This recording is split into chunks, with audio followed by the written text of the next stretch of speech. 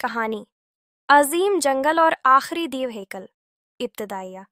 प्रसरार जंगल कहते हैं कि ज़मीन के एक कोने में एक ऐसा जंगल है जिसे आज तक किसी इंसान ने नहीं देखा।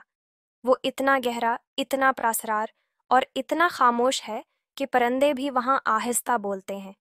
वहाँ की फ़ज़ा में एक ख़ास सी खामोशी है और दरख्त इतने पुराने हैं जैसे वक्त इन पर साकित हो गया हो। ये जंगल सदियों से छिपा रहा, लेकिन उसके अंदर कुछ ऐसा था जो दुनिया के बाकी हिस्से में कहीं भी न था। वहां रहता था एक अनोखा दीव हेकल जानवर जिसका नाम था ज़ारो। एक ऐसा जानवर जो डायनासोर जैसा था, मगर उसके पर भी थे, आवाज़ भी नर्म थी और दिल दिल तो शायद इंसानों से भी ज़्यादा हसास था। जंगल की जिंदगी और खौफ ज़ारो अकेला रहता था। वो बाकी जानवरों के बीच नहीं आता था क्योंकि सब उससे डरते थे। चिड़िया जब उसे दूर से देखती तो डर के मारे अपने घोंसले में छिप जाती। खरगोश कांपने लगते, बंदर दरख्तों की चोटी पर चढ़ जाते। ज़ारू जब पानी पीने आता तो सब जानवर चश्मे से दूर हो जाते, मगर ज़ारू कभी किसी को नुकसान नहीं पहुंचाता था। वो रात को चुपके चुपके आसमान को देखता, तारों से बातें करता और अक्सर ज़ेरेलब कहता, काश मैं आम होता, काश मैं किसी को खौफ न देता। एक दिन की तब्दीली। एक दिन जंगल में खतरनाक हालात पैदा हो गए।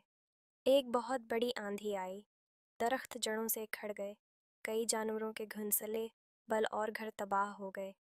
चिड़ियाँ रो रही थीं, हिरन जख्मी थे, बंदर बेघर और खरगोश मिट्टी में दबा हुआ था।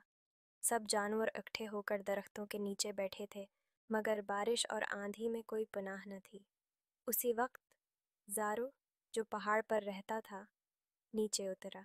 उसका साया लंबा, खौफनाक और लर्जा देने वाला था, पर इस दिन वो सिर्फ एक मकसद से आया था, मदद करने।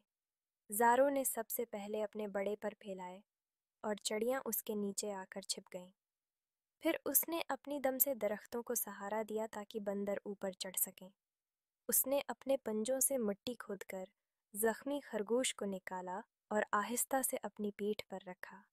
ज़ारो ने अपनी तमाम ताकत सिर्फ कर दी, लेकिन किसी को नुकसान नहीं पहुंचाया, सिर्फ बचाया।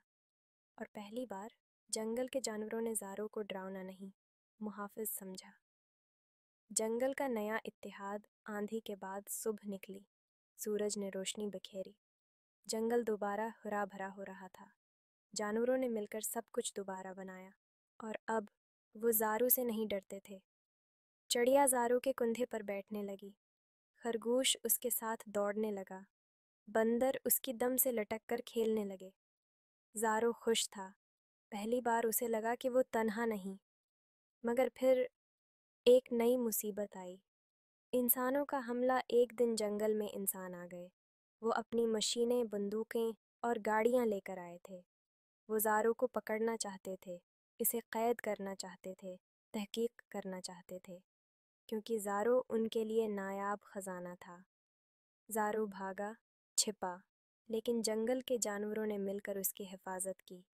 परिंदे शोर मचाते, बंदर रस्सियाँ काटते और खरगोश ज़मीन में सुराख बनाते ताकि ज़ारो निकल सके।